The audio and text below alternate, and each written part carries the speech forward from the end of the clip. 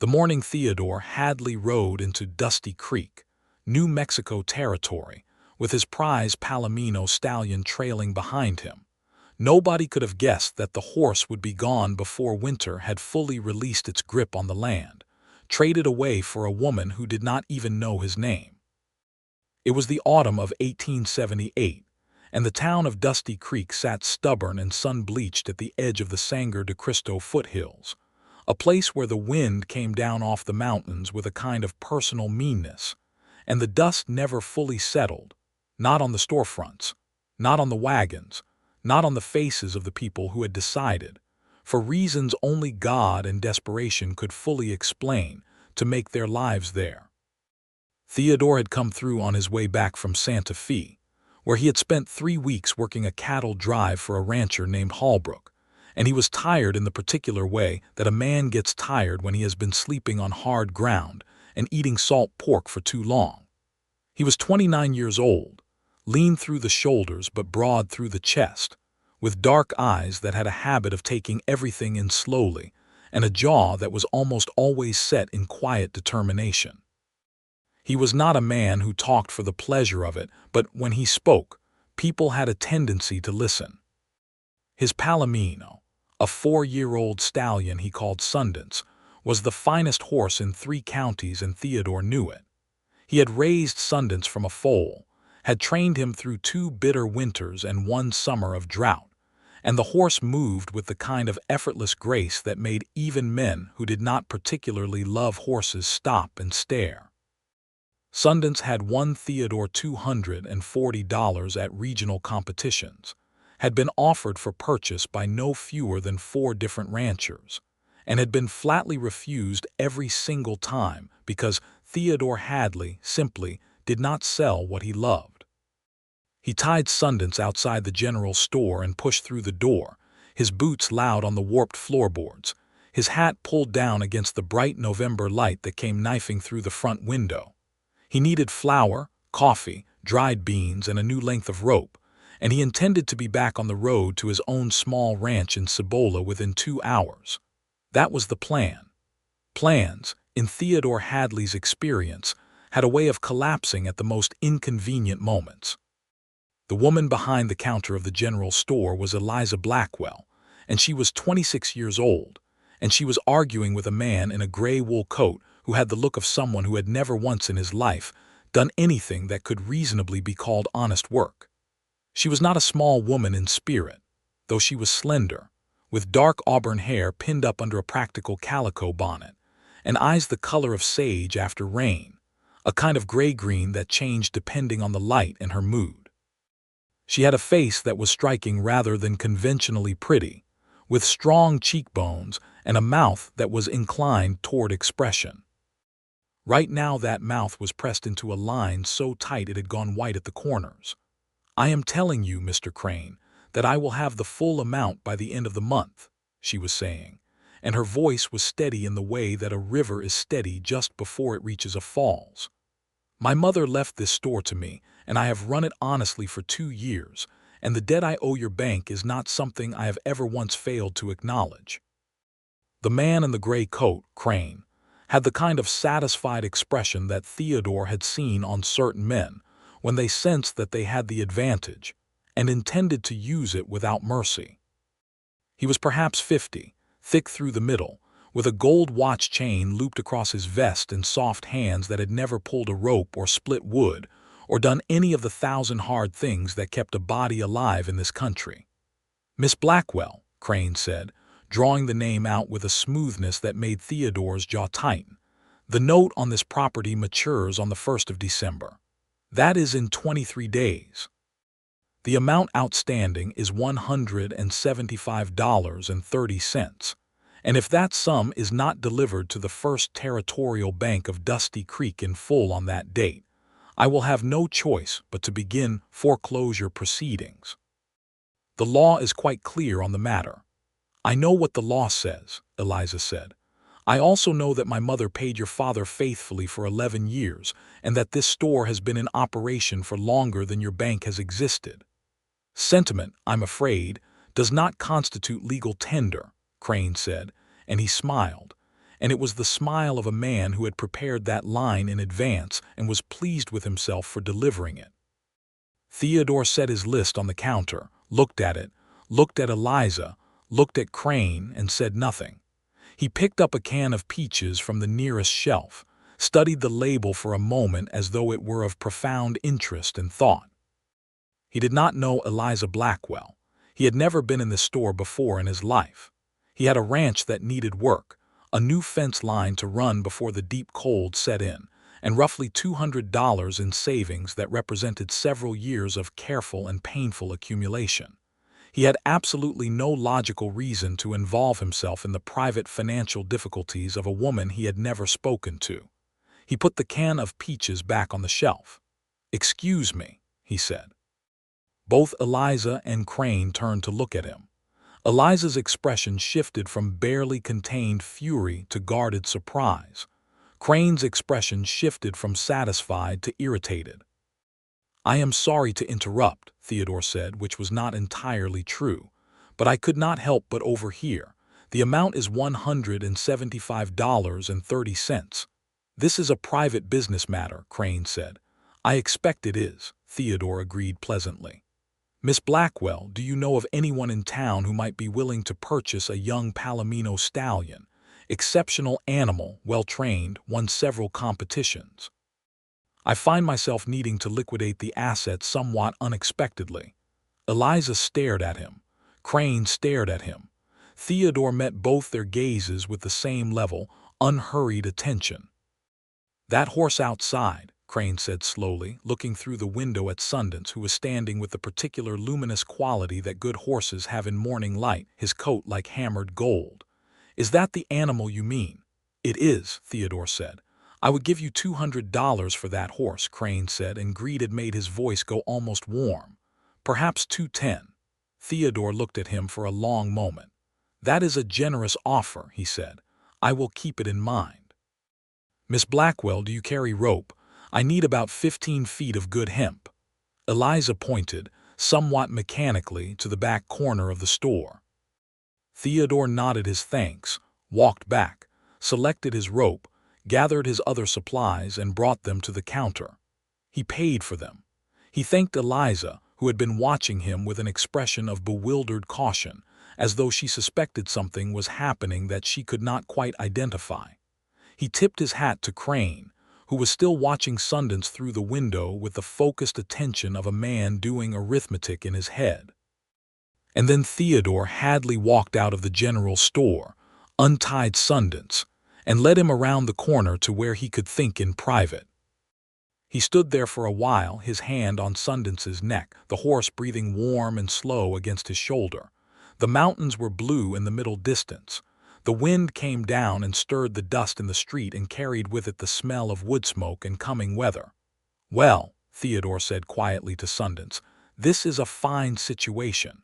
He had not made any decision yet. That was what he told himself. He was simply thinking.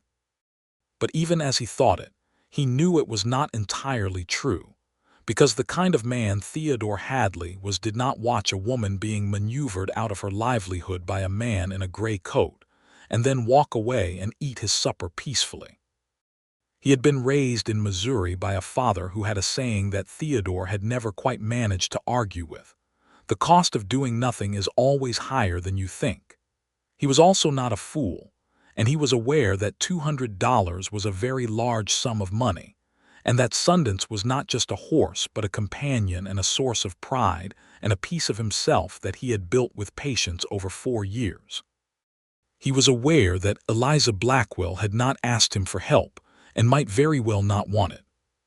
He was aware that he did not know her circumstances, her character, her plans, or anything else about her beyond the fact that she had stood her ground against a banker with a certain fierce quietness that he found, despite himself, deeply admirable. He spent another hour with these thoughts. Then he walked back around to the front of the general store, waited for Crane to emerge, and caught up with him on the boardwalk. "Mr. Crane," he said, "I believe you mentioned $200 for the palomino." Crane stopped and turned with careful deliberateness, as though he had been expecting this. "I did," he said, "though I would need to see the animal more closely, of course." "Of course," Theodore said. "But before we discuss the details, I have a condition. The money is not to come to me. It is to be applied directly to the mortgage note on the Blackwell store, in full cancellation of the outstanding debt, with a written receipt provided to Miss Blackwell from your bank. That is my condition, and it is the only one I have." Crane was quiet for a moment. He was looking at Theodore with the kind of expression a man wears when he is trying to calculate something, and the numbers are not quite adding up to anything sensible. "Why?" he said finally. "Because it pleases me to do it that way," Theodore said. "And because I suspect your bank will find a well-trained competition palomino a more liquid asset than a small general store in the middle of the New Mexico territory. Do we have an arrangement?" They had an arrangement. The papers were drawn up at the bank that same afternoon, with Crane's clerk scratching everything out in his careful hand, and Crane himself looking as though he had bitten into something he had expected to be sweet and found it unexpectedly sour. The deed of receipt was made out to Miss Eliza Blackwell, confirming that the mortgage note on the premises at 14 Main Street, Dusty Creek, New Mexico territory, was paid in full and canceled as of November the 8th, 1878. Sundance was handed over at the livery stable, and Theodore stood for a long moment with his hand on the horse's flank, not saying anything. Sundance turned and pressed his forehead against Theodore's chest, the way he had done since he was a foal when he wanted attention, and Theodore closed his eyes for just a moment. "You will have a good life," he said quietly. "You are too fine a horse not to." He did not go back to the general store. He did not leave any message. He collected his supplies, saddled his older working horse, a reliable gray gelding named Chester, and rode out of Dusty Creek as the afternoon light turned the mountains to copper, and the first cold stars appeared at the edge of the sky. He told himself that he had done a reasonable thing, and that was all there was to it. He told himself this with more conviction than he felt. What he did not know was that the sealed deed of receipt, left at the bank to be delivered to Eliza Blackwell, was not going to be delivered until after the 1st of December. Not out of malice on Crane's part, though malice was not foreign to that man, but because the clerk who was supposed to deliver it came down with a fever that kept him in bed for 3 weeks, and Crane himself saw no urgency in expediting the matter. And so the document sat in a file at the First Territorial Bank, while Eliza Blackwell continued to believe, through November and into December, and through the brutal cold of January and the long gray stretch of February, that her debt still hung over her, and that the 1st of December had somehow passed without the bank calling it in, which she attributed to some bureaucratic delay that would surely resolve itself in the worst possible way at any moment. She thought about the man with the dark eyes and the palomino horse with a frequency that embarrassed her. She thought about the way he had picked up that can of peaches and studied it. She thought about the steadiness of his voice and the fact that he had said "excuse me" before speaking, which was not a thing she had expected from a cowboy who looked as though he had been riding hard for several weeks. She had asked around after he left, and old Gus at the livery told her that the man had sold his palomino to Crane's bank and ridden out on a gray horse, and that his name was Theodore Hadley, and that he had a small ranch over in Cibola. She did not understand why he had done it. She had not asked him for anything. She had not even spoken to him directly. She turned it over in her mind the way you turn a stone over to see what lives under it, and each time she turned it she found the same thing. A man she did not know had stood in her store and listened, and then done something that made no practical sense at all, and she did not know what to do with that information. She did not know what to do with the warmth she felt when she thought about it.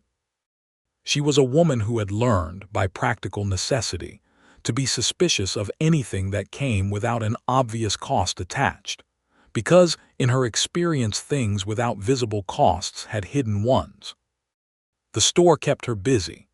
December brought travelers through, people moving their families along the mountain routes before the heavy snow closed the passes, and she stocked extra flour and sugar and dried fruit, and did a brisk trade in wool blankets and lamp oil.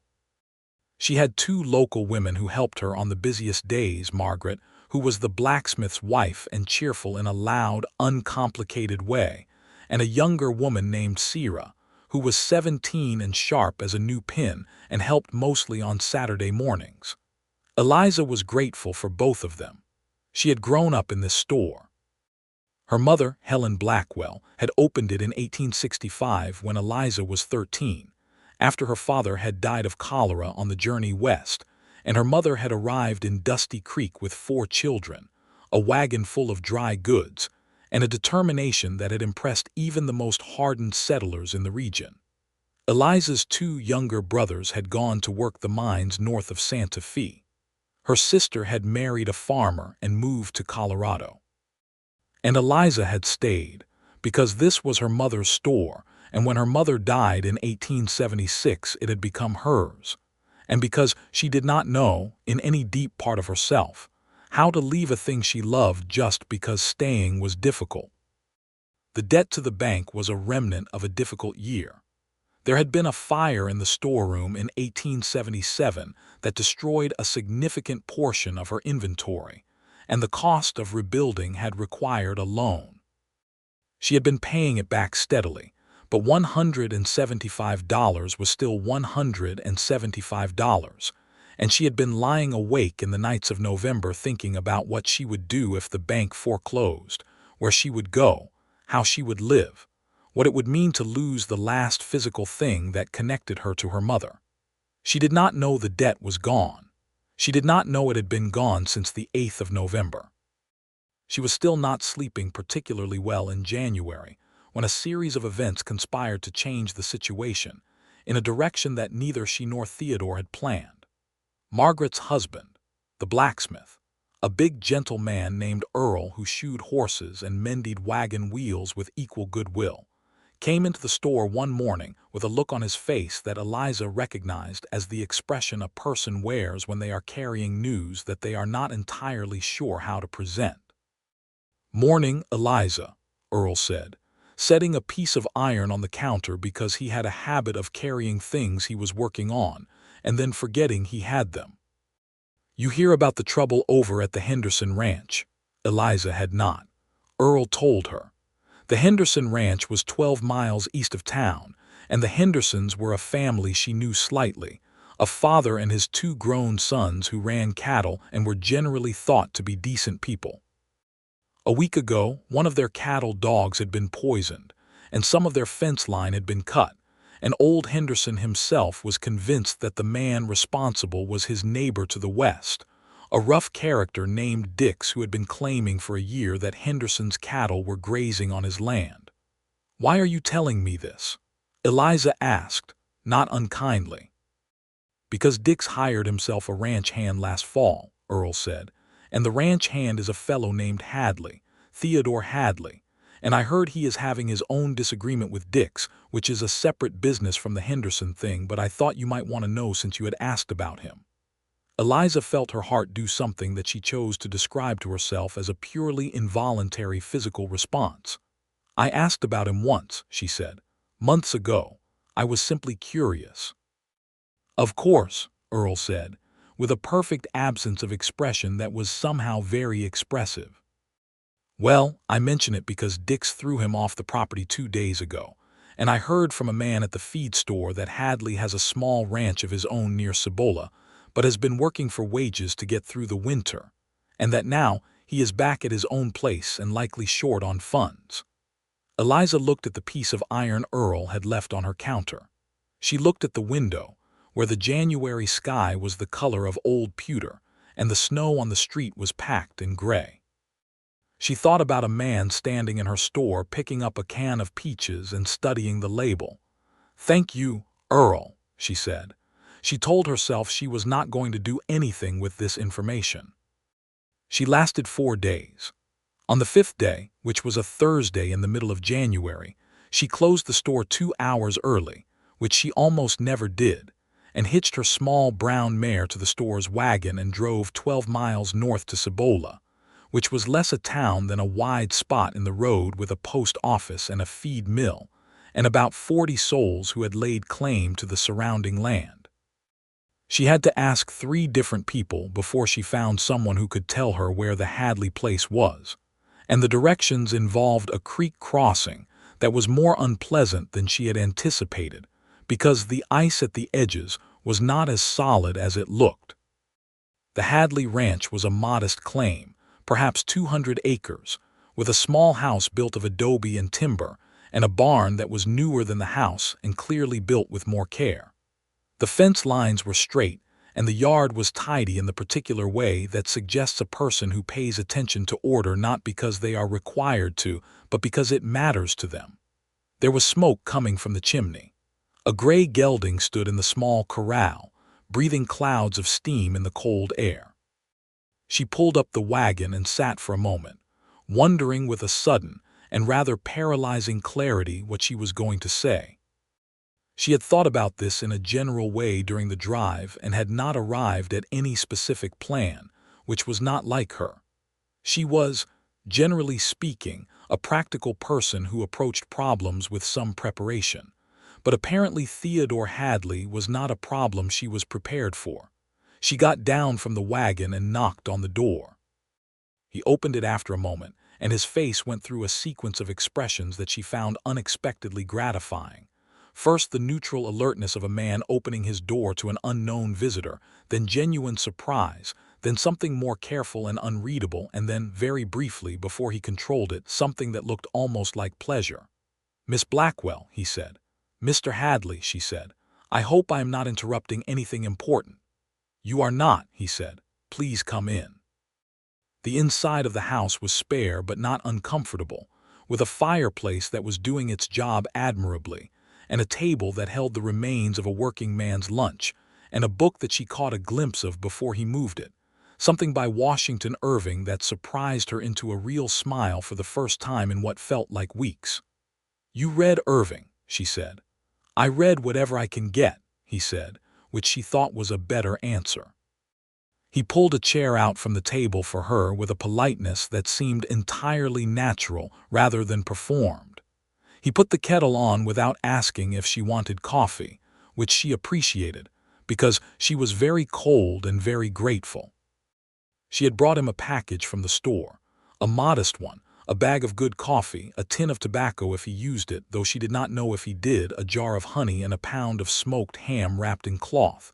She set it on the table and felt immediately awkward about it. "I heard you were back at your ranch," she said. "I wanted to bring you something, a small thing. It is not much." He looked at the package and then at her, and his expression had gone to that careful, unhurried place again. "You did not have to do that," he said. "I know I did not have to," she said. "I wanted to. Though I should tell you that I am not entirely sure why I am here, because I am not entirely sure what happened in my store in November, and I have been trying to understand it." He poured the coffee and set a cup in front of her and sat down across the table. "What do you mean?" he said, and his voice was so perfectly neutral that she had the sudden strong impression that he knew exactly what she meant and was buying himself time. "A man came and talked to Mr. Crane in my store," she said, "and then left. And since then the bank has not come to collect my debt, which was due on the 1st of December, and I do not understand why, and I have been afraid to ask Mr. Crane directly because I am afraid of what he will say. I wondered if you might know something about it." Theodore looked at his coffee for a long moment. Then he looked at her. "You came all this way in January to ask me that," he said. "I came all this way in January because I could not stop thinking about it," she said, which was more honest than she had intended to be. The coffee was good, and the warmth from the fireplace was reaching into her bones after the cold of the drive, and something about the small plain room made her feel less guarded than she usually did. He was quiet for long enough that she thought he might not answer. Then he said, "The debt is canceled. The bank has a receipt. I should have thought to make sure you received it sooner. I apologize for that." The silence that followed was the kind that has weight. Eliza set down her coffee cup very carefully. "You sold Sundance," she said. He looked mildly surprised that she knew the horse's name, and then not surprised because in a territory this size word traveled on the wind. "I did," he said. "To pay my debt," she said. "Yes," he said. "Without telling me." "Yes," he said again. she looked at him. He met her gaze with that same unhurried steadiness, as though he were prepared to wait as long as necessary for whatever she was going to say, as though he had already accepted whatever that would be. "Why?" she said. It was the same question Crane had asked him, and he had not answered properly then, but she could hear that her why was different from Crane's why, that hers had more in it, more confusion and more feeling and possibly more vulnerability than she had planned to put in a single word. "Because you were not going to lose that store," he said simply, "not if there was something I could do about it." "You did not know me," she said. "No," he said. "You still do not know me," she said. "I am working on that," he said, and there was something in the way he said it, quiet and a little wry and entirely serious underneath, that made her chest feel strange. She stayed for 2 hours. They talked about her store and his ranch and the particular difficulties of winter in the New Mexico Territory and Washington Irving, and a dozen other things that had nothing to do with what had happened in November and everything to do with who they were. She learned that he had come to the territory from Missouri when he was 22, that he had worked cattle drives for 3 years before buying his land claim, that he had a younger sister back in Missouri who was married and had 2 children, that he preferred horses to people in general but made exceptions. He learned that she had run the store since she was 24, that she had taught herself bookkeeping from a manual, that she had strong opinions about the proper way to organize a storeroom, and that she had not been further than Albuquerque in 6 years. When she stood to leave, the light outside had gone thin and cold, and the mountains were purple in the distance. "I will repay you," she said. "Every cent. I do not know how long it will take, but I will do it." He looked at her steadily. "You do not owe me anything," he said. "I owe you $175.30, she said. "No," he said, "you do not. I made an agreement with the bank. It did not include any arrangement with you." He paused. "If it makes you feel better, I will accept the coffee and the ham. That is fair exchange for a winter afternoon's conversation." She wanted to argue with him. She could see in his expression that he knew she wanted to argue with him, and that he was mildly entertained by it, and that he was not going to change his position. She decided to accept the draw for now and argue it later when she had thought about it more carefully. He walked her out to the wagon and helped her up without being asked, and in a way that managed not to be patronizing. Sundance was not in the corral because Sundance was at the bank's livery in Dusty Creek, and she thought about that as she picked up the reins, about what it meant to give away something you had built and loved for the sake of a stranger. "Mr. Hadley," she said. "Theodore," he said. "Theodore," she said. It sat differently in her mouth than she expected it to, solid and warm. "Thank you, not for the money, for the other part of it." "For the part where you thought it mattered." He nodded. He watched her drive away. She did not look back because she was afraid of what her face might be doing if she did. She looked back at the bend in the road. He was still standing there. February came in with a cruelty that felt personal, the kind of cold that got into the wood of the buildings and made them creak and groan through the night like ships in a storm. The store was quieter than usual because the snow on the mountain passes was deep, and the travelers had stopped coming through, and Eliza had long days alone in the store with only the sound of the wind and the occasional customer. She thought about Theodore Hadley with a regularity that she found both comforting and inconvenient. She was not a woman who had spent a great deal of time thinking about men. She had been courted twice, once by a schoolteacher named Collins who was perfectly agreeable, but who made her feel the way a glass of water makes you feel when you are expecting coffee, and once by a rancher named Whitmore who had been significantly older and significantly more interested in the store than in her. Neither had proceeded to anything of consequence. Theodore Hadley was different in ways she was still cataloging. He was direct without being blunt, which was harder than it sounded. He listened with his whole attention, which was rarer than it should have been. He had done an extraordinary thing and then declined to be thanked for it, which was either deeply noble or deeply irritating, and she had not yet decided which. He came to the store on the first Saturday of February. She saw him through the window before he came in, saw him tie Chester at the post and shake the snow off his hat and stand for a moment looking at the sign above the door, Blackwell's General Goods, in the faded paint her mother had chosen.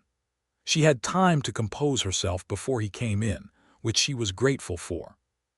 "I need some supplies," he said, which was such an ordinary thing to say that it made her laugh, and then she was embarrassed about laughing, and then she stopped being embarrassed because he was smiling at her, not a wide smile but a real one, the kind that starts in the eyes. "Then you have come to the right place," she said. He bought more than he needed. She knew it because she knew what a single man's winter provisions looked like, and his list was excessive in a way that suggested the supplies were not really the point. She did not say this to him. She rang up his items and wrapped them in brown paper, and they talked about the weather and the state of the mountain passes, and a piece of news she had heard from a passing rider about a railroad line that might come through the territory within the next few years. He had thoughts about the railroad that were more nuanced than she expected, acknowledgement of the opportunity, alongside a clear-eyed recognition of what the railroad had done, and was doing to the land, and to the communities of people who had been in the territory long before the settlers arrived. "My father always said the railroad was progress," she said. "Progress toward what, though?" Theodore said, and it was less a question than a thought he was turning over. "That is always the part they do not specify." She liked him.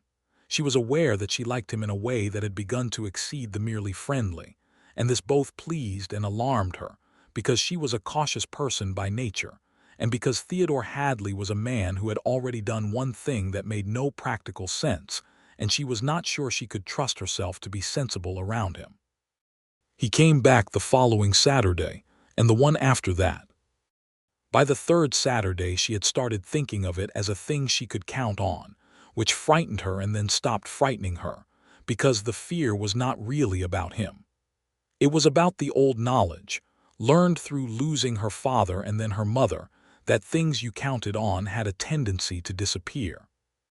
On the fourth Saturday of February he asked her if she would like to have dinner with him, and he asked it in the same straightforward way he did most things, as though the answer, whatever it was simply information rather than a verdict. She said yes. She was surprised to find how easy the yes was. The only restaurant of any consequence in Dusty Creek was run by a woman named Dolores Fuentes, who had come north from Chihuahua in 1870, and who cooked in a way that made the available ingredients seem like they had been secretly conspiring towards something magnificent. Dolores' establishment occupied the back rooms of a building on the west end of Main Street, and had 4 tables covered in oilcloth and a wood stove that turned the room amber and warm on cold nights. And the food was the best thing within 50 miles in any direction, and everyone in Dusty Creek knew it. Eliza wore her good dress, which was a dark green wool that had survived 2 winters and was none the worse for it, and she pinned her hair up more carefully than usual, and wore her mother's garnet brooch at her throat. When Theodore came to collect her at the store, which she was still living in the back rooms of since the fire had damaged the adjacent house that her mother had originally built, he had on a clean dark coat and a white shirt, and he had shaved recently, and he looked at her in the doorway with such frank appreciation that she felt a color rise in her cheeks that she had not expected. "You look lovely," he said, without any of the fumbling qualification men sometimes attach to such statements as if they were afraid of the directness of it. "Thank you," she said. "So do you." He offered his arm and she took it, and they walked down the boardwalk through the cold February night with the stars very white and close above the mountains, and Eliza thought that if someone had told her in November that this would be where she was in February she would not have believed them. Dolores looked at them when they came in and smiled with a warmth that was both welcoming and knowing, which Eliza chose to ignore. They had a table by the stove, and they ate enchiladas and beans and Dolores' extraordinary cornbread, and they talked for 3 hours. They talked about his family and hers, about the ranch and the store, about what each of them had wanted at 20, and whether they had gotten it, about the territory and its peculiar beauty, about loneliness, and how a person manages it, about books and music, and the way the light changed on the Sangre de Cristo Mountains at different times of day. The conversation moved without effort, like water finding its own level. "Do you miss Sundance?" she asked at some point, because she had been carrying the question for weeks. He considered this honestly. "Yes," he said, "every day, but less than I expected to." "Why less?" He looked at her. "Because some things turn out to be worth more than you thought," he said, "and when that happens you reconsider your arithmetic." She looked back at him, and the stove threw warm light across his face, and the mountains were dark outside and invisible, and she thought, "I am in serious trouble, and the trouble is the kind I do not want to be out of." He walked her back to the store, and she unlocked the door, and they stood in the doorway with the cold pressing in behind him and the warmth of the store behind her. "I would like to call on you again," he said. "I would like you to," she said. He reached out and very briefly, with the light of the half-moon falling through the gaps in the clouds, touched her hand. Not a hold, not a squeeze, just the back of his knuckles against the back of her fingers, the gentlest kind of acknowledgement, and then he said good night and walked back down the boardwalk, and she stood in the doorway watching him go with her hand held slightly away from her side, as though she did not want to disturb what was still, impossibly, something she could feel. March came. The snow began to retreat from the lower elevations, pulling back up the mountain slopes in ragged patches, and the creeks ran full and loud with meltwater, and the air began to have in it, on certain afternoons when the wind came from the south, the very first suggestion of what warmth might be like again. Eliza loved this time of year with a particular intensity. She had always felt that the turning of the season from winter to spring was like watching something prove the doubters wrong, the slow, incontrovertible demonstration that the cold had not, in fact, won. Theodore was coming to the store twice a week now, and they had eaten at Dollar's twice more. And on one warm afternoon in the middle of March, he had ridden out to the store early, before it opened, and they had walked along the creek south of town for an hour with the water roaring beside them and the first wildflowers pressing up through the mud at the margins. They had talked about everything and nothing, and at one point she had lost her footing on a muddy bank, and he had caught her arm without hesitation and held her steady, and then neither of them had moved for a moment longer than was strictly necessary, standing close in the cold morning air with his hand firm and warm around her forearm, and the creek rushing past beside them. "I think I have been falling in love with you since November," she said. She had not meant to say it. It came out of her with a directness that surprised even herself, and then it was said and hanging in the air over the rushing creek, and she could not take it back, and she found in the moment after it was said that she did not want to. He looked at her. He was still holding her arm. "Since November," he repeated. "Since you picked up that can of peaches," she said, "which is possibly the strangest thing I have ever said." "It is not strange," he said. He said it quietly with great seriousness. "I think I have been falling in love with you since November, too. Since you said the word sentiment to that man with the watch chain. I thought there is someone who knows exactly what things are worth." She looked at him. He looked at her. The creek went on being loud beside them, utterly indifferent to the moment. He kissed her. Not tentatively, but not impatiently either, with a care that was its own kind of eloquence, and she kissed him back, and the mountains were all around them, and the spring was beginning, and the debt that had hung over her since she was 24 years old was canceled and paid and gone, and she had not known it until this spring, until this moment, until the whole shape of what had happened in November resolved itself into something she could finally see clearly. She pulled back after a moment and looked at him with spring mud on her boots and her hair coming loose from its pins, and she thought she had never in her life felt so precisely located in the world, so certain of where she was. "I should repay you," she said, because apparently this was not a conversation she was capable of having without returning to that point. "Eliza," he said. $175.30, she said. "Eliza," he said again, with that quality in his voice that was patient and certain and entirely unhurried. "I am not interested in the money. I am interested in you. Those are different things." She looked at him for a long moment. "You are a very unusual man," she said. "I have been told this," he said. "I mean it as a compliment," she said. "I know you do," he said and smiled.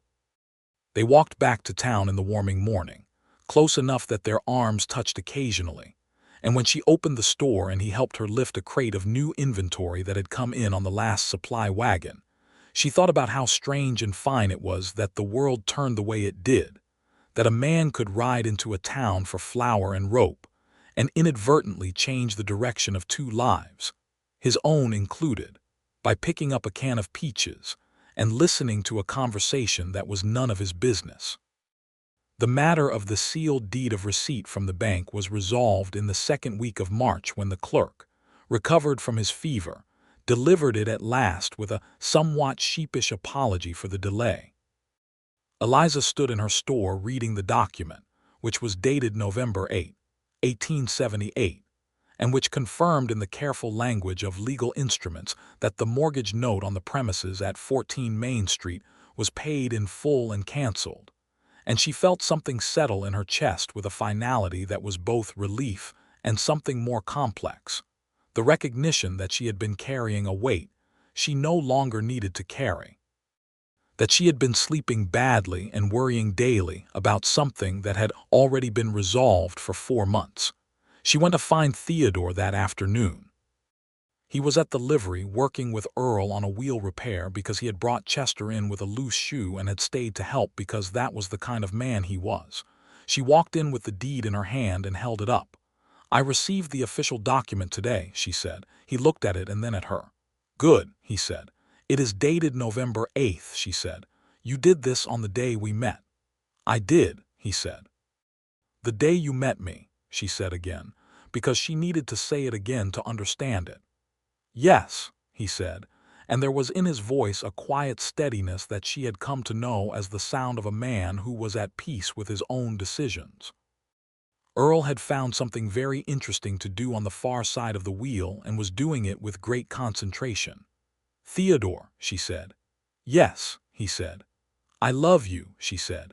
It was, she decided, a practical statement as much as an emotional one, because it was also a response to the question of what something like this was worth and what it meant, and how a person reckoned with a debt that was not made of money. He crossed the barn and stood in front of her, and he took the deed from her hand and folded it carefully and put it in her hand instead, closing her fingers around it with both of his. "I love you too," he said.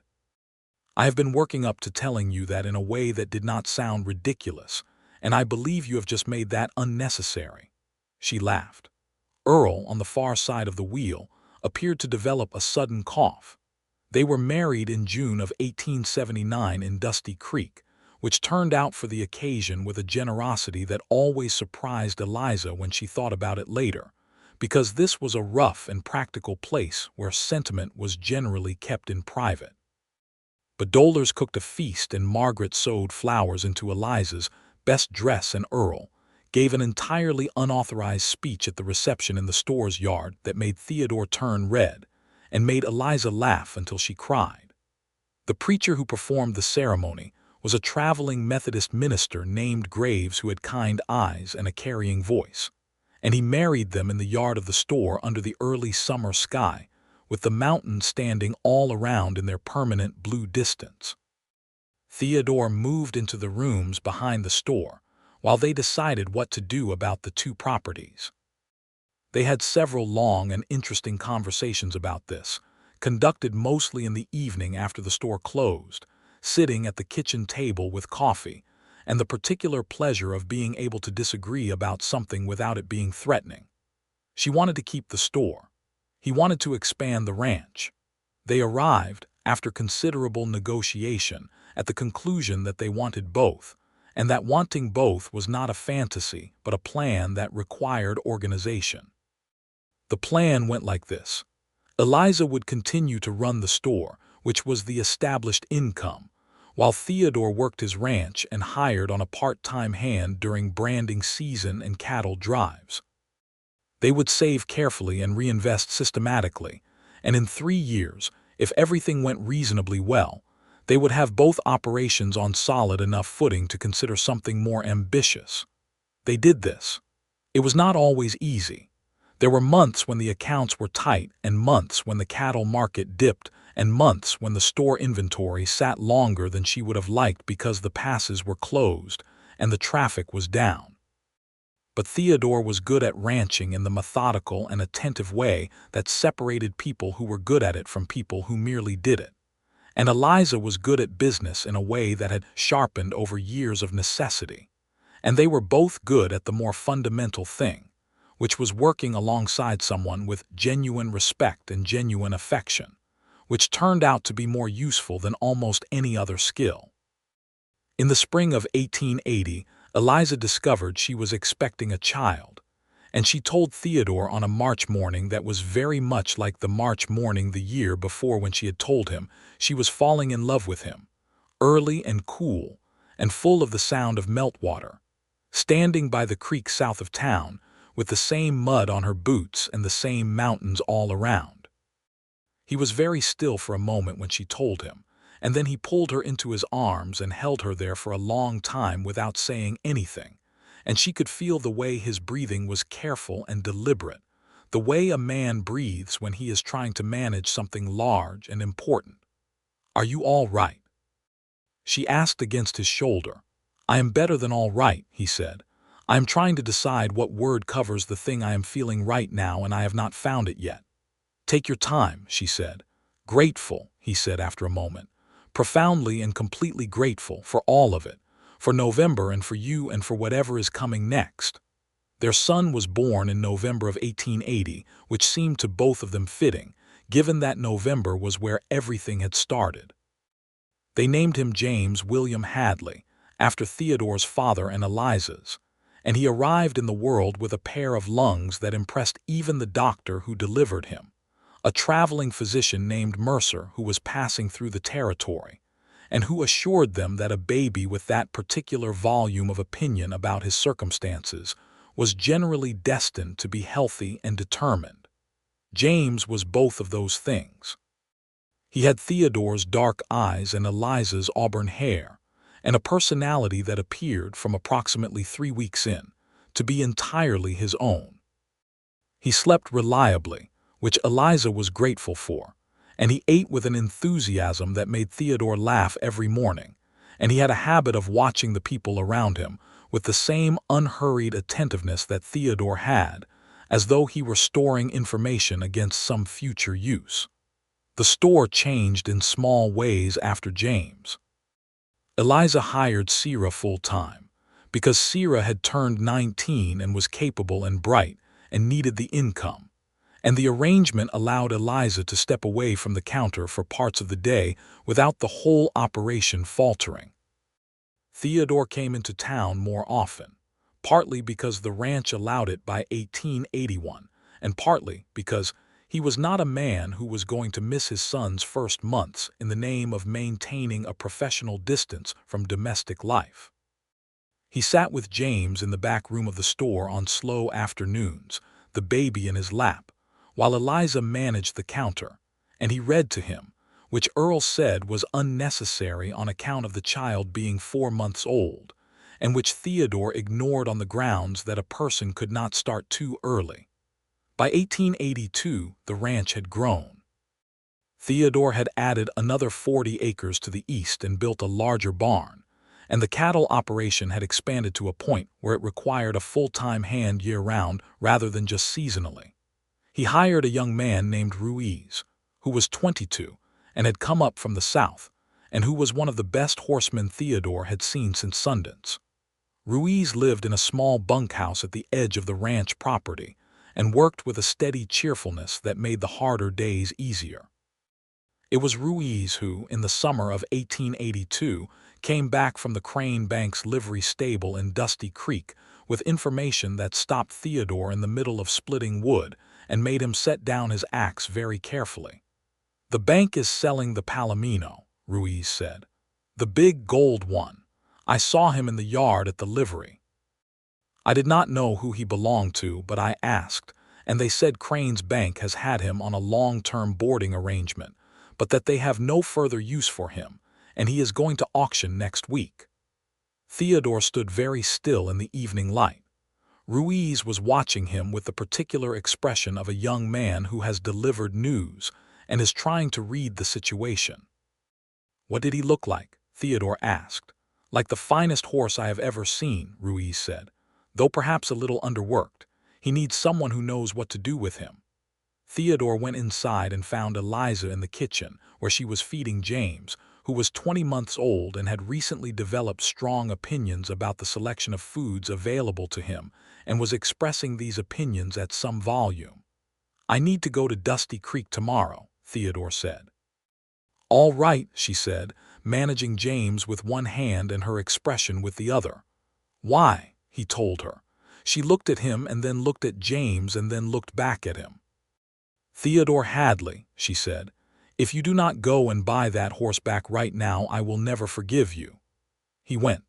He bought Sundance back at auction for $180, which was less than he had sold him for, though Sundance was now 6 and had in fact been somewhat underworked at the bank's livery and needed a few weeks of careful reconditioning. Theodore brought him home and spent those weeks working with him in the evenings and on weekend mornings, rebuilding the trust and the conditioning that the livery months had eroded, and it was clear from the very first day that Sundance remembered him, that whatever horses know of people was still intact between them. The way the horse turned his head toward him, the way he walked into Theodore's hand. Eliza came out to the corral on one of those evenings and leaned on the fence rail and watched. James was asleep, Ruiz was in the bunkhouse, and the late summer sky was a deep clear blue above the mountains. Theodore was in the corral with Sundance, moving through the patterns they had worked on 4 years ago, the slow, responsive partnership of a man and a horse that have spent enough time together to understand each other without noise. "He remembers you," Eliza said. Theodore ran his hand down Sundance's neck. "Yes," he said. "You should not have had to buy him back," she said. "That is my fault." "It is no one's fault," he said. "It is partly Mr. Crane's fault," she said. Theodore considered this. "That is probably true," he said. "And I want to say something to you," Eliza said, and her voice had gone to that particular place it went when she was being entirely serious about something. He came to the fence rail and looked at her over it, Sundance standing quietly behind him. "I know you told me you did not want to be repaid," she said, "and I have respected that. But I have been putting something aside for a long time, and I want you to know that there is a sum in the strongbox in the store that is $175.30, and I have not touched it and I do not intend to, because it is yours. Not because I am trying to cancel something between us, because there is nothing between us that needs canceling. But because you loved that horse and you gave him up for me, and I want you to know that I know what that meant and I have not forgotten it for a single day." He looked at her for a long moment. "Eliza," he said. "You can argue with me about it," she said, "but I have thought about it for 4 years and I am not going to change my mind." He looked at Sundance and then at her.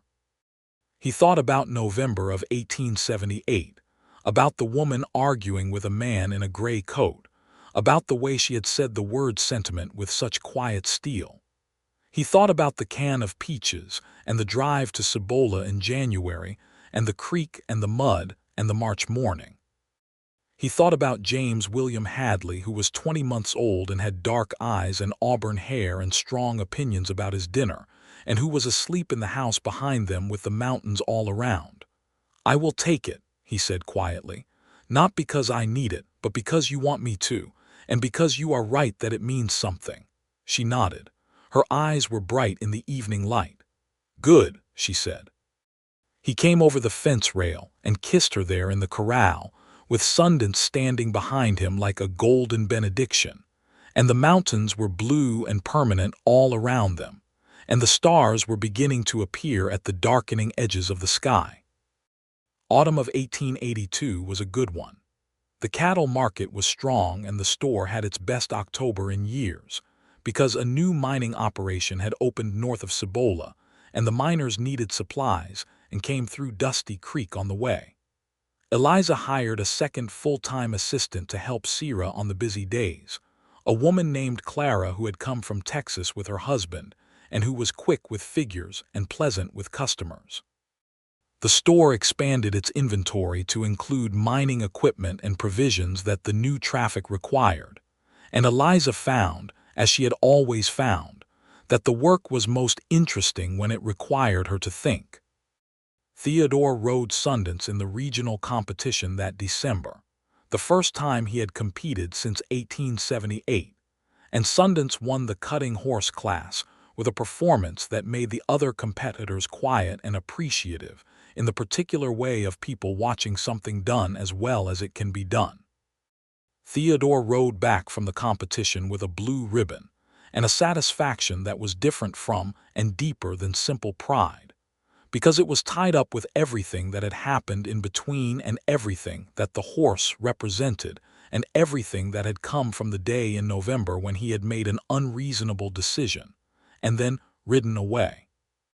He came home to find Eliza in the kitchen with James on her hip and a pot of something that smelled extraordinary on the stove, and she looked up when he came in and saw the blue ribbon in his hand, and her whole face opened into the kind of smile that a person cannot produce by effort, that comes from somewhere below decision. "Sundance won," she said. "He did," Theodore said, and held up the ribbon, and James, who had no clear understanding of what a ribbon was but was highly responsive to positive energy in his vicinity, grabbed for it with both hands and made a sound of pure enthusiasm. "Put him down," Eliza said, meaning James, who was becoming heavy and was now engaged in an attempt to eat the ribbon. Theodore took his son, detached the ribbon from his mouth with a patience born of 20 months of practice, and stood in his own kitchen on a December evening with his wife at the stove and Sundance in the corral outside, and the smell of food and wood smoke, and the particular warmth that a house accumulates over time when the people in it are happy. Spring of 1883 came in gentle, which was not always the case in the New Mexico territory, and brought with it a development that Eliza announced one April morning with a combination of delight and mock resignation that Theodore found extremely endearing. "Another one," she said, setting down her coffee with the air of someone reporting a weather event that was outside their control. He looked up from the accounts he had been going over. "Another one," he repeated. "Due in October," she said.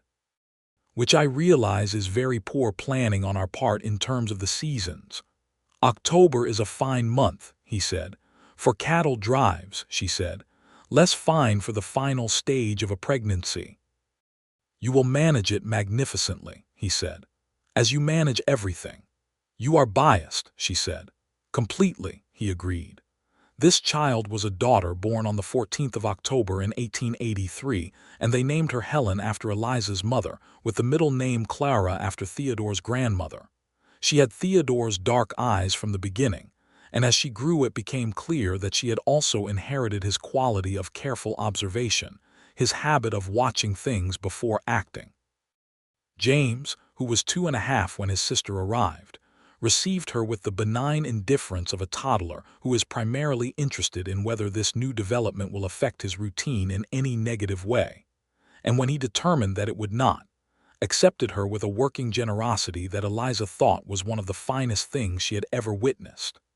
Helen Hadley grew up knowing exactly who she was and where she came from, which was, Eliza thought, the best thing you could give a child. She grew up knowing about the store and the ranch and the way the two of them fit together, and she grew up knowing the story of November 1878 because Eliza told it to her when she was old enough to understand it, sitting in the store after closing time with the lantern burning and the night quiet outside. "He did not tell you?" Helen asked. "He did not tell me for 4 months," Eliza said. "Why?" "Because he was not looking for credit," Eliza said. "He simply did it because it needed to be done." Helen looked at her mother for a long moment with her father's dark eyes. "That is a very good reason to love someone," she said, with the directness of a 7-year-old stating an obvious truth. "It is," Eliza agreed. "It really is." The year 1884 brought changes to Dusty Creek that were larger than what any single family could control. The railroad came through the territory, not directly through Dusty Creek, but close enough to shift the patterns of traffic and commerce in ways that required adaptation. Some of the small stores along the old road traffic routes suffered. Some of the ranchers found new opportunities. Eliza had been watching the railroad's approach for 2 years and had thought carefully about what it would mean, and she made adjustments to the store's inventory and operation that positioned it as a supply point for the agricultural community in the broader region rather than a stop on the traveler's route, which had been its original function. It worked. The store did not decline. It changed, and the change was, in the long run, a strengthening, because the agricultural community was stable and had needs that did not fluctuate with the season of travel. Theodore's ranch benefited from the railroad as well, because the cattle could now be shipped to market with more efficiency, and the prices that year were the best they had seen since he started the operation. Crane's Bank, to no one's great surprise, overextended itself in speculative lending around the railroad construction and found itself in serious difficulty by 1885. Crane himself sold his interest in the bank and left Dusty Creek for Santa Fe, where Eliza heard he had gone into insurance, which seemed to her a suitable profession for a man of his particular character. The bank was taken over by a younger man named Pearson who was considerably more straightforward in his dealings, and with whom Eliza had a cordial and productive professional relationship for many years. Ruiz, Theodore's ranch hand, turned out to be one of the best decisions Theodore had made in the operation of the ranch. By 1886, he was effectively managing the day-to-day cattle operation, which gave Theodore the flexibility to focus on the horse breeding side of things that had always interested him more than the cattle. Sundance's line was productive, and the horses he and Theodore produced had a reputation that reached beyond the territory, and by the late 1880s, the Hadley Ranch horses were considered among the best working horses in the region. There was a particular horse that James, who was turning 7 in 1887, attached himself to, with a focus that Theodore recognized in himself. The horse was a bay mare. Sundance's get from a fine quarter horse dam, and she had Sundance's quality of attention and the dam's compactness and speed. James named her Copper without consulting anyone about it, and Theodore watched his son working with the mare in the corral one evening, with a feeling that was so layered and complex that he stood at the fence for a long time without moving, watching the boy move with the horse with an instinctive patience that you could not teach, that either lived in a person or it did not. "He has it," Eliza said from beside him, appearing so quietly that he had not heard her come up. Helen was on her hip, 3 years old and already very clear about her opinions. "He does," Theodore said. "Does it make you proud or terrified?" she asked. "Both," he said. "Good," she said. "That means you understand it." He put his arm around her, and they stood there watching James and the bay mare in the last of the evening light, with Helen making commentary on events from Eliza's hip in a running monologue that was largely intelligible but not always relevant to what was actually happening in the corral. By 1890, the Hadley family had become one of the established features of Dusty Creek and the surrounding territory, the kind of family that had been there long enough to be woven into the fabric of the place, not prominent in a flashy or political way, but present in the way of people who did their work and kept their word and showed up when something needed to be done. Theodore served 2 terms as a justice of the peace for the local district, a role he approached with the same unhurried seriousness he brought to everything, and Eliza sat on the committee that organized the territory's application for statehood, which was a long and complicated business that she pursued with the patience of a person who understood that good things often required more time than anyone wanted them to. James turned 10 in 1890 and was, by that point, his father's constant companion on the ranch, which was not to the detriment of his schooling, because Eliza held the same opinion about education that she held about storeroom organization and bookkeeping, which was that these things were not optional. He was a boy who learned readily when the subject interested him, and who had to be persuaded about the subjects that did not. A fact about human nature that his father found entirely relatable and his mother found manageable. Helen turned 7 and demonstrated, with the energy of someone who had been waiting for this for some time, that she intended to be involved in every aspect of both the store and the ranch, and did not consider these things to be separate domains divided by some principle of gender.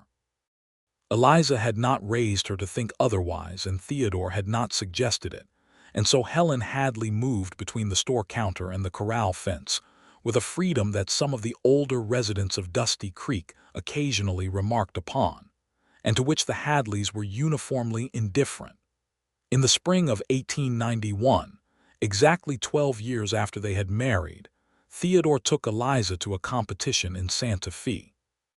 They had been to Santa Fe before, twice in the early years of the marriage on cattle business, but this was different because it was the first time they had gone just for themselves, leaving James and Helen in the capable charge of Sarah, who had been with the store for over a decade now, and who was married to a local carpenter, and had children of her own, but retained her position at Blackwell's General Goods, because she said it was the most interesting job available in Dusty Creek, and she was not wrong.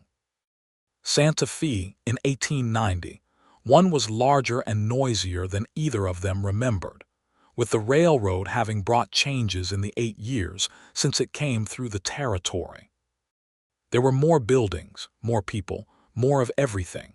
Theodore competed with Sundance, who was 17 by now and not competing at the level of the earlier years, but who still had in him the quality of presence that made people stop and watch, and who moved through the cutting patterns with a sureness that was different from the fire of a young horse, but was, in its own way, more beautiful. They won second place. Sundance tossed his head when the ribbon went on, and Theodore laughed, which was one of the things Eliza loved most about him, the way he laughed when animals did something unexpectedly specific. They ate dinner at a restaurant in Santa Fe that was grander than Dollar's but not, Eliza thought, better, and they sat across a white tablecloth from each other in the lamplight and talked and did not talk and were comfortable in the silence the way people are comfortable in silence when they have been together long enough that silence is not something that needs to be filled. "What are you thinking about?" he asked at one point.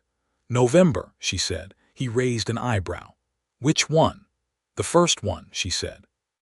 1878, the can of peaches, he smiled. "What about it?" "I think about it still," she said, not with sadness, just with the feeling of how close it was. How easily it might not have happened.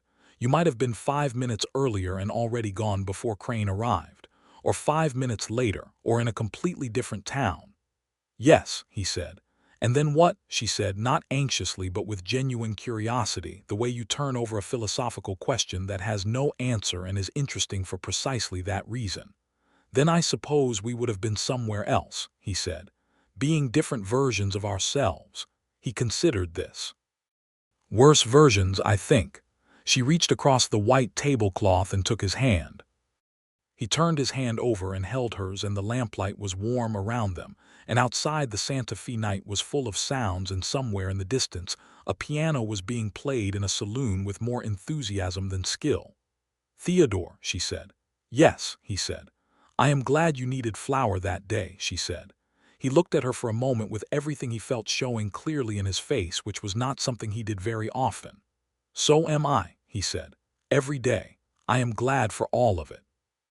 They went home to Dusty Creek 2 days later, to James and Helen and Sarah's detailed report on everything that had occurred in their absence, which turned out to be less dramatic than Sarah made it sound, but more interesting than they had expected.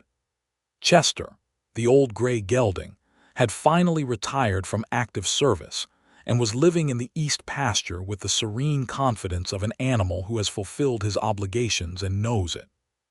Sundance was home in his stall with Copper and the other horses, 17 years old and still the finest-looking animal in the corral. Life continued. The territory continued its long march toward statehood, which would come in 1912, and which neither Theodore nor Eliza would be old to see, but would see, in their 60s, with the satisfaction of people who had watched the process from close enough to understand what it had taken. The store became Blackwell and Hadley General Goods in 1893, which Eliza proposed, and Theodore accepted on the grounds that his name on the sign was both accurate, since he had spent 15 years being part of the business in every practical sense, and a correction of an oversight that had existed too long. He said this in the same tone of straightforward practicality in which he had made most of the good decisions of his life, and Eliza kissed him in the middle of the store with Clara and Sarah both present, neither of whom made any effort to pretend they were not watching. James married in 1902, when he was 22 years old, a young woman named Frances who had come to the territory with her family from Virginia, and who had a capability and a humor that Eliza recognized immediately as the kind of person her son needed. They were married in the same yard where Theodore and Eliza had been married 23 years earlier, under the same June sky, and the mountains were the same permanent blue in the distance. Frances and James had their first child, a boy, in 1903, and they named him Theodore James Hadley, which Theodore the elder received with such a complete absence of performance that it was clear how much it meant to him. Helen did not marry until 1906, when she was 23, and she married a man named Robert who was a territorial land surveyor, and who had the same quality of attentive observation that she did. And they were, as Eliza said to Theodore the night after the wedding, two people who had clearly found exactly the right person to be quiet with. By 1908, when Theodore was 59 and Eliza was 56, they had 4 grandchildren between James and Frances and Helen and Robert, and the ranch and the store were both running with the kind of established efficiency that comes from 30 years of careful attention. Sundance had died peacefully in 1901, at 27 years old, which was a very old age for a horse, and Theodore had buried him in the east pasture near where old Chester's bones had returned to the ground, and had stood there for a long time in the afternoon light, saying nothing that anyone could hear. Eliza had come and stood beside him and put her hand in his, and they had stayed there together until the light changed. On a particular November evening in 1908, 30 years to the month from the day Theodore had ridden into Dusty Creek needing flour and rope, and inadvertently changed everything, they sat on the porch of the house they had expanded over the years until it was a real house, solid adobe and timber with a porch that looked south toward the mountains. The grandchildren had been there that afternoon and had gone back with their parents, and the evening was quiet and cool, and the mountains were doing the thing they did in November, going blue and then purple, and then a deep dark gray as the light faded. Eliza was 66 years old and still ran the store 3 days a week, and still had strong opinions about the organization of the storeroom, and still read every book she could get her hands on, and still had the laugh that Theodore had first heard in February of 1879 at Dollar's restaurant, and had thought was the best sound he had ever heard a person make. Theodore was 69 and was substantially out of the daily operation of the ranch, which James ran now with a competence that had long since exceeded anything that needed supervision, and he spent his days doing the things he had always done when there was time for them: reading, working with the young horses, riding out in the mornings when the air was clear, and the land spread out in every direction with the particular honesty that open country has. "What are you thinking about?" she asked. "November," he said. She turned to look at him. He was looking at the mountains which had gone to their deepest blue in the fading light. "The first one," she said. "The first one," he said. She settled back against her chair. "Do you know what I thought that day?" she said. "When you picked up that can of peaches and said, 'Excuse me.' I never knew," he said.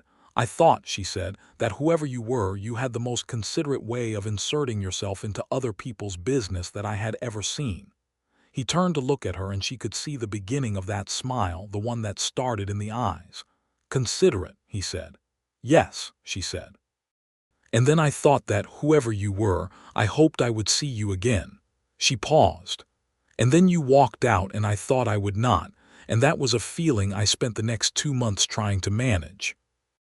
"You managed it by driving 12 miles through January cold," he said.